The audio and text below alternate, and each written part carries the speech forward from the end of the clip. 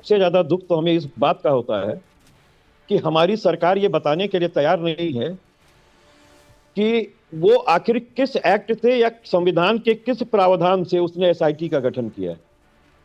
क्योंकि जो जांच आयोग कमीशन का गठन है, भारतीय जांच आयोग अधिनियम 1952, वो तो आयोग की नियुक्ति के लिए कहता है, और वो आयोग की नियुक्ति के लिए कहता है कि नोटिफिकेशन होगा।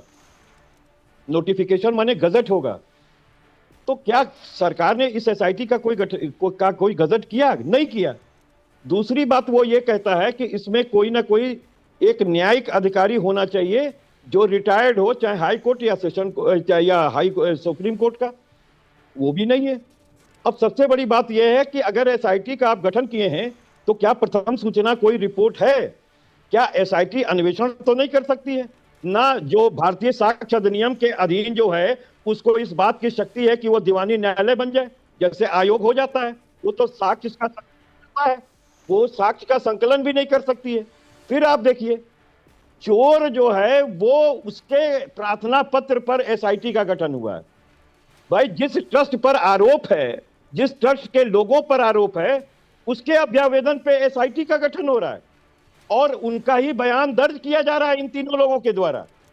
जो लोग आरोप लगा रहे हैं, चाहे वो संघ के महिपाल सिंह हो जो लेखा अधिकारी थे, जिन्होंने बताया कि 10 गड्डियां गिनी जाती, 12 गड्डियां निकाली जाती थी, 10 गिनी जाती थी, 2 किनारे लगा दी जाती थी, कैसे बाथरूम में जाती थी, फिर कैसे बाहर जाती थी, कौन सीसीटीवी कैमरे पे कौन बैठा हुआ है, वो उसने 8 महीने का पूरा डिलीट किया है। और टिन्नो यादव की भूमिका क्या थी?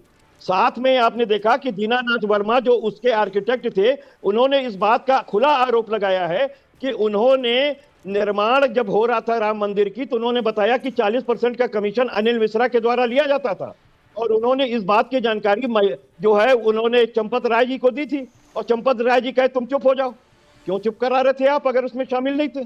तो सबसे बड़ी बात यह है कि राम धन की लूट है, लूट सके तो लूट चंपत, और अंतकाल पछताएगा जब प्राण जाएगा छूट चंपत।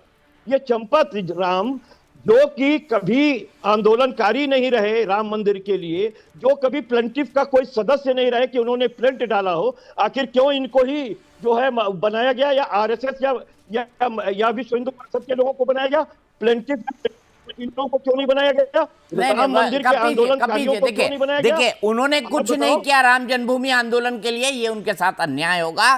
चंपत राय जी जो केस शुरू हुआ उसमें पहले दिन से लगे रहे, और वो जो राम जन्मभूमि आंदोलन को लेकर केस हुआ उसके इंसाइक्लोपीडिया वो हर डेट पे मौजूद थे।